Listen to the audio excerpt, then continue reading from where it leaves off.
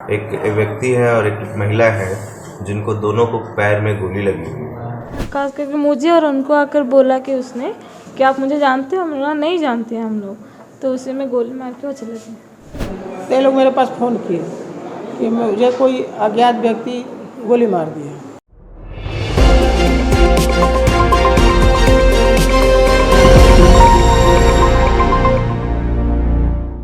भोजपुर जिले में इन दिनों बात बात पर गोली मारने की जैसे परंपरा से शुरू हो गई है।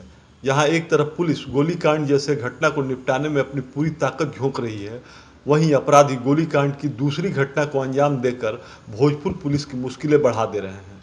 ताज़ा मामला भोजपुर जिले के संदेश थाना क्षेत्र के जनई डीह गांव का है, जहां मंगलवार की मध्य रात्रि हथियारबंद बदमाशों ने बर्थडे पार्टी में नाच के दौरान उपजे विवाद को लेकर नर्तकी और गायक को गोली मार दी। जख्मी गायक को गोली दाहिने पैर में और जांघ में लगी है और जख्मी नर्तकी को गोली दाहिने पैर के घुटने में लगी है। गोली लगते ही दोनों खून से लथपथ जख्मी हालत में सड़क पर गिर पड़े, जिसके बाद उन्हें इलाज के लिए आरा सदर अस्पताल लाया गया, जहां से प्राथमिक उपचार के बाद दोनों को बेहतर इलाज के लिए पटना रेफर कर दिया गया। जानकारी के अनुसार जख्मी नर्तकी उड़ीसा के भुवनेश्वर निवासी रमेश कुमार बेहरा की 23 वर्षीय पुत्री नीनू बेहरा है, जबकि जख्मी गायक पटना जिले के धनरुआ थाना क्षेत्र के बहरामपुर गांव निवासी महेश यादव का 27 वर्षीय पुत्र मुकेश यादव है।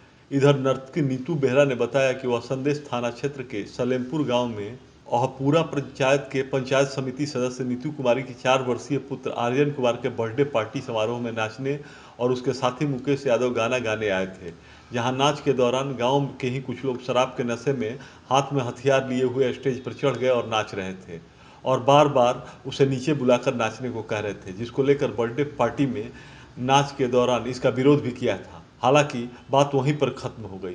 इसके बाद दोनों बर्थडे पार्टी समारोह समाप्त होने के बाद वापस संदेश लौट रहे थे। उसी दौरान जनई डीह गांव के पास उक्त हथियारबंद बदमाशों ने उन्हें बीच रास्ते में घेर लिया और कहा कि तुम लोग हमें जानते नहीं हो।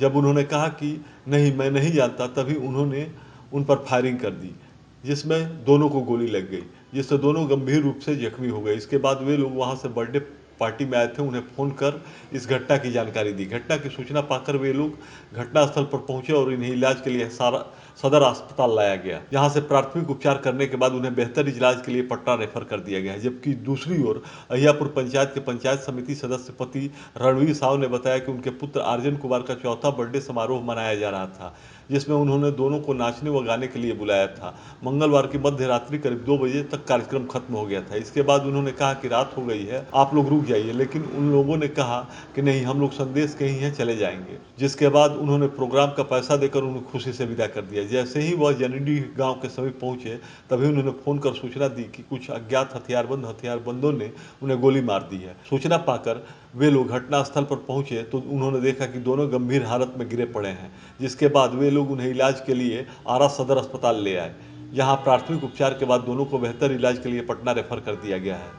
उन्होंने बताया कि हथियारबंद बदमाशों ने गोली क्यों मारी, इसका कारण अभी तक स्पष्ट नहीं हो पाया है। बहरहाल पुलिस अपने स्तर पर मामले की छानबीन कर रही है। 5:30 बजे सुबह की घटना है ये, मेरे पास आई है और एक व्यक्ति है और एक महिला है जिनको दोनों को पैर में गोली लगी हुई है, जिन्हें उपचार यहाँ प्राथमिक कर दी गई है और उसके बाद पटना रेफर कर दिया गया।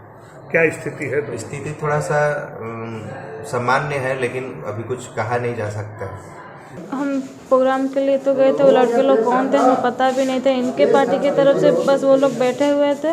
फिर हम लोग जब प्रोग्राम ख़त्म हुआ, जब हम आए तो आगे वो लोग खड़े हुए थे सामने। हमें लगा कुछ नहीं करेंगे, ऐसा कुछ लगा भी नहीं।